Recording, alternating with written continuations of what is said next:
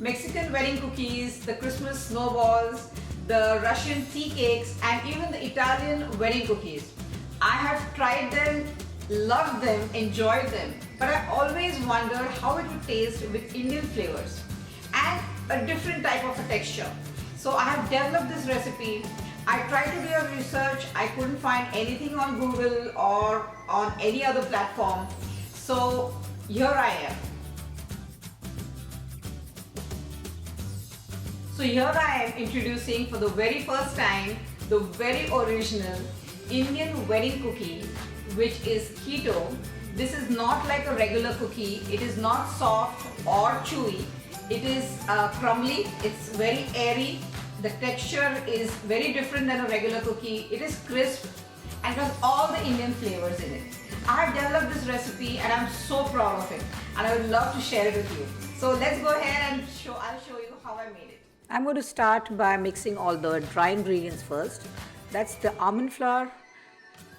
To that I'm going to be adding a coconut flour that would absorb all the excess moisture in the dough, some baking powder, some coarsely ground cardamom powder. I have just ground the cardamom seeds in a blender. This is the nutmeg powder.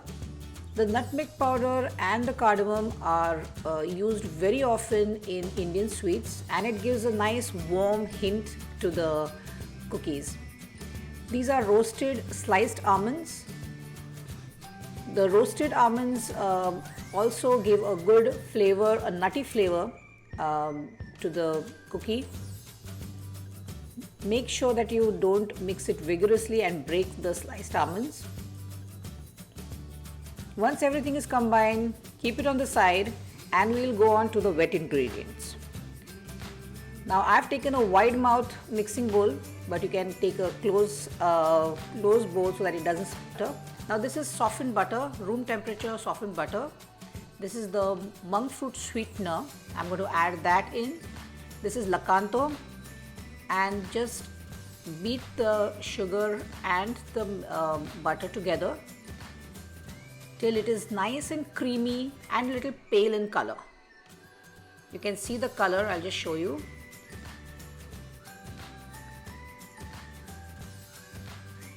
Okay, this is the color. It needs to be a little white, a little pale and soft and fluffy. Now add in 1 egg, some vanilla extract, and mix that in as well. I've used a wide mouth bowl so that I can just show you clearly, but do use a proper mixing bowl so that it will not sputter and make a mess all over. So here everything is combined. The eggs are well mixed in the... Now I'm going to add in some saffron strands.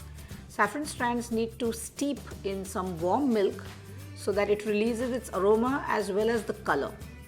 So just mix that a little vigorously so that you can see that it's released a nice beautiful yellow color, and add that in this mixture. Once it's mixed well, then we will add in all the dry ingredients. That's the almond flour, the coconut flour, and the other spices. Now you want to just mix it gently. Do not overdo it, overmix it, so that everything is combined. I'm just going to use my hands now, and it will form a nice dough. It's a soft dough. You can see it's a nice soft dough, and I'm going to be using a cookie scoop. This is not an ice cream scoop, it's a cookie scoop. And this is just so that I get equal portions. I'm just going to arrange them on the baking tray. You can see that it's not a very big size. It's about a small lemon size. And just lay them on the baking tray. Now I'm going to stuff them. So these are some chopped pistachios along with a few almonds. I'll just show you. I'm just going to stuff it inside. like this. Just make a little like a little cup and just a few crushed nuts. And now this is what I feel gives a very airy texture, or makes it a little light, is by keeping a little gap in between the stuffing and the dough. Now I'm also going to stuff them with some pistachios, whole pistachios, and some cashew nuts. If they're too big, just break them. Now I'm going to use pistachios as the stuffing. So again, roll it out, make a little cup, and take, I'm using whole pistachios. So just take about maybe 2 and gently close it and roll it in between your palms. Don't press it too hard. I want to, you should keep a little gap between the stuffing and the dough, as I mentioned earlier. Now I will be stuffing this one with cashew nut. So again, make a cup, make a little cup with the help of your thumbs, and place the cashew nut in the center. Gently close it and roll it out in between your palms. While I'm doing this, I have preheated my oven at 325 degrees Fahrenheit, and I'm going to bake these for about 25 to about 28 minutes. You can see now they are baked. They are nice golden brown. They are soft to touch. You can see the beautiful color. I can smell the beautiful aroma of cardamom and saffron. Now, while they are still warm, I'm going to roll them out in powdered sweetener. You can see I have got a bag of powdered sweetener. I have used allulose for this. Allulose doesn't have the cooling effect as the Lakanto monk fruit sweetener has. So I like to use this one to roll out the cookies. Just place them all in the sweetener, in the powdered sweetener, while they are still warm, as that is going to help the sweetener to stick onto the cookies. You can roll them out in the sweetener as well. I'm just trying to make sure that everything, all the sweetener coats the cookies well.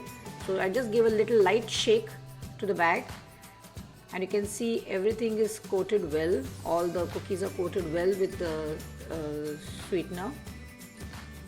They look so beautiful.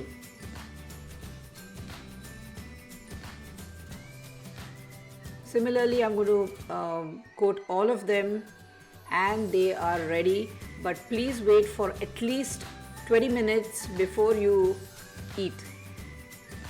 Now after 20 minutes, you can see they have got a beautiful texture, a nice, you can look at that. Just see the crunch. Oh, beautiful. It's got a beautiful airy texture. So these are my keto Indian wedding cookies. I really hope you make this and enjoy it. Give me a thumbs up if you like it, or your comments. I would love to hear them. I would like to thank everybody, whoever makes the Mexican wedding cookies, the Italian, the Russian tea cakes, the Christmas snowballs. They have been a great inspiration to me, so I thank them all. Thanks for watching.